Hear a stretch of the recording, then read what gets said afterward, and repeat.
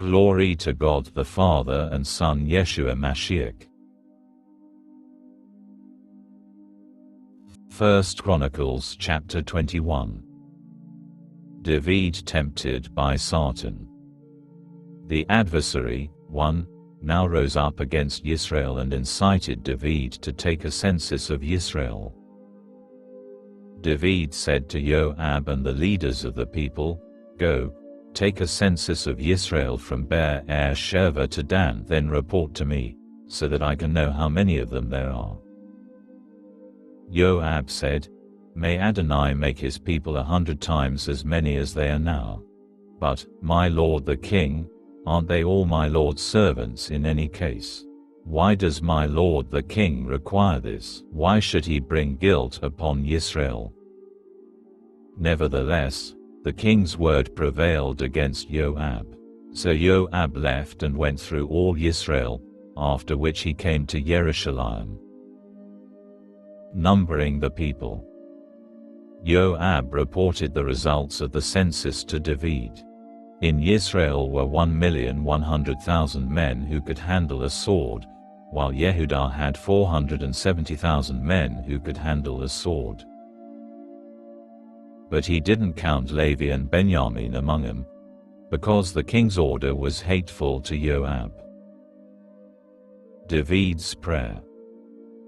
God was displeased with this and therefore punished Israel. David said to God, "I have greatly sinned by doing this.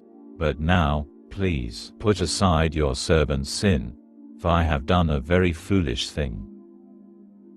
3 choices of David. Adonai spoke to Gad, David's seer. "Go and tell David that Adonai says, I am offering you a choice of 3 punishments. Choose one of them, and I will execute it against you." Gad came to David and said to him, "Take your choice. 3 years of famine, or 3 months of being swept away by your enemies, while your enemy's sword overwhelms you, or 3 days of Adonai's sword, plague in the land, with the angel of Adonai destroying everywhere in Israel's territory. Now think about what answer I should give to the one who sent me." David said to Gad, "This is very hard for me. Let me fall into the hand of Adonai, because his mercies are very great, rather than have me fall into the hand of man." Judgment of pestilence. So Adonai sent a plague on Israel. 70,000 of the people of Israel died. God also sent an angel to destroy Jerusalem, but when he was about to carry out the destruction, Adonai saw it and changed his mind about causing such distress. So he said to the destroying angel, "Enough. Now withdraw your hand."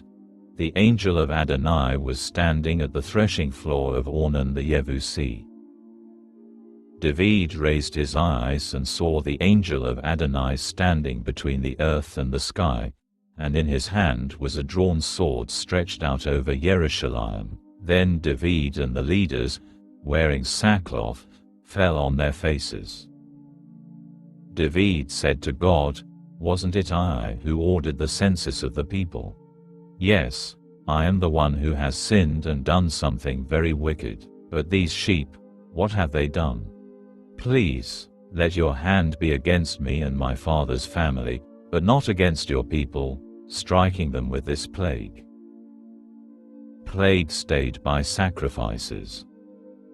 Then the angel of Adonai ordered Gad to tell David to go and set up an altar to Adonai on the threshing floor of Ornan the Yebusi.